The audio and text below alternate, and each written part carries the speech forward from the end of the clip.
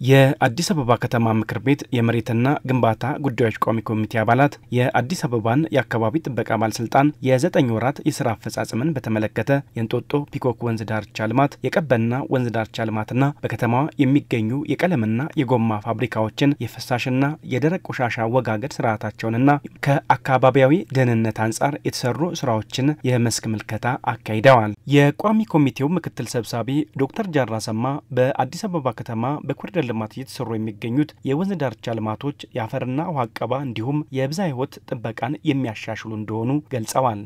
የብዝሃን ሕይወትን ማስጠበቅም የአካባቢ ብክለት መከላከልንም ተመልሶ ደግሞ የአፈር መሸርሸርና አካባቢ መራቆት እንዳይኖር ማድረግ ላይ አትኩሮ ስለሚሰራ ካቀዳቸው እቅዶች አንፃር እየሰራ መሆኑን አይተናል። እሱ ብቻ አይደለም ደግሞ ከዚህ ከኮሪደር ጋር በጋራ በመተሳሰር ከኮሪደር ጋር በመተሳሰር እየተሰራ ያለው ስራ እጅግ ካቀዱት በላይ ካሰቡት በላይ ስራዎች እየሰሩ መሆኑን ያየንበት ሁኔታ ነው። ቀበና ወንዝ ላይ የተሰራው ስራ እውነት ቀበና የሆነ ጊዜ የነበረበት ሁኔታ ብናይና አሁን ሄደው አየሰው ደግሞ እንግዲህ ምድር ላይ እንደዚህ ነገሮች በቅጽበት ተቀያይሮ እንደዚህ ውበት ይመጣል ወይ የሚለው ነገር የሚያስደምም ሆኖ አይቻለሁ። የአዲስ አበባ የአካባቢ ጥበቃ ባለስልጣን ክትትልና ድጋፍ የሚያደርግባቸውን ተቋማት ጨምሮ በባለስልጣኑ ትኩረትና ቀጣይ ቅንጅታዊ ስራ የሚጠይቁ ጉዳዮች ላይ የቋሚ ኮሚቴው ምክትል ሰብሳቢ ዶክተር ጃራ ሰማ ተከታዩን ሀሳብ አንስተዋል። አሁንም ከቤት የሚወጡ ፈሳሾች ተደብቆ ሌሊት ተደብቆ ሆነ እንትን ሲመታ ስራዎች ይሰራሉ።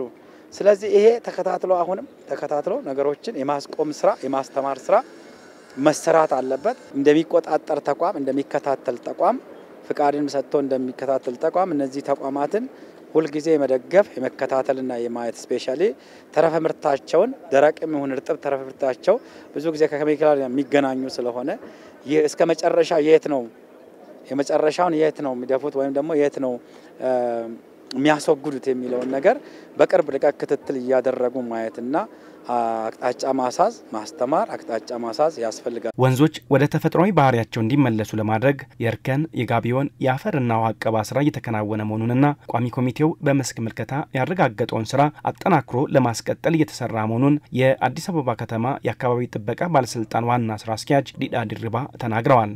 ስራውን ማፋጠን ማስፋት በጥልቀት ሁሉም አካባቢ መድረስ ምናልባት እዛ 100% ያልተጠናቀቁ ስራዎች መኖራቸው ካልሆነ በስተቀር ደንቡ ከወጣ ጊዜ ጀምሮ ከደንቡም በፊትም በንቅናቄውም በመደበኛ ስራችንም አምራችና አገልግሎት ሰጪ ተቋማት የሚያመነጩትን በካይ ፍሳሽም ይሁን አየርም ይሁን ጠጣር ነገሮችንም ይሁን በአግባቡ ማያዝ እንደሚገባቸው ይህን ሳያደርጉ ሲቀሩ እርምጃ እየወሰድን እንደሆነ ለምሳሌ በዚህ 9 ወር ውስጥ ወደ 2600 አካባቢ ተቋማት ላይ ከጽሁፍ ማስጠንቀቂያ ጀምሮ እስከ ማሸግ ድረስ እርምጃ ወስደናል።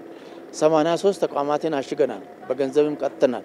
የአዲስ አበባ ከተማ ምክር ቤት የመሬትና የግንባታ ጉዳዮች ቋሚ ኮሚቴ በከተማዋ በሚገኙ የቀለምና የጎማ ፋብሪካ በምርት ሂደት ውስጥ ያለውን የአካባቢ አጠባበቅ የፍሳሽ አወጋገድና የሰራተኛ ደህንነት ላይ መሻሻልና ትኩረት የሚያስፈልጋቸው ጉዳዮችን ለይተው የማስተካከያ ሀሳብ ሰጥተዋል።